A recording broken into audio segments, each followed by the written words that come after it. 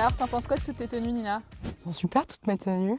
Ici, on est dans une des boutiques solidaires d'une de nos antennes de la recyclerie sportive. On peut trouver plein de matériel de sport, de plein de sports différents. Donc on aura du tennis, badminton, paddle ici, de l'équitation, de la course à pied. C'est du matériel de sport de seconde main. Ils arrivent ici, ils ont déjà eu une première vie chez des particuliers, dans des clubs. Est-ce qu'elle est en bon état? Cette paire, elle est en super état. Elle a été lavée par nos équipes. C'est une paire de chaussures qui vaut une bonne quarantaine d'euros neuve et qu'on retrouve ici à 15 euros. Type de clientèle, ça va être tout le monde. Un enfant qui cherche un ballon pour aller jouer au parc, des parents qui cherchent à équiper leurs enfants à une rentrée scolaire parce qu'ils commencent un nouveau sport. Ça peut être autant des parents qui n'ont pas les moyens de payer du matériel neuf et ou qui auraient envie d'acheter de seconde main, qui sont sensibilisés au sport zéro déchet, au développement durable, etc.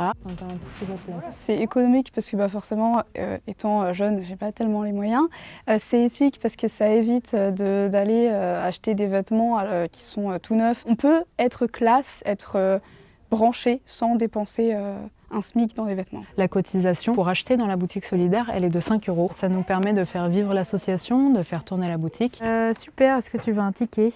Non, ça ira, merci. À une prochaine. On arrive dans les bureaux de la boutique où on a un petit coin de réparation textile. Maria qui est avec moi, elle a son petit fil de couture, elle a ses aiguilles. Derrière, il y a une machine à coudre au besoin. Et puis il y a une pile grandissante de choses à réparer. Le classique qu'on a comme souci, ça va être un trou, un petit coup de cutter, une couture décousue. On récupère tout matériel de sport, de n'importe quel équipement, dans tous les états. Il y a des choses qui vont vous paraître, être un déchet, nous on pourra peut-être le sauver. Je suis très convaincue par notre concept de se dire que par an il y a 100 000 tonnes de déchets sportifs et que nous on peut en sauver une petite partie.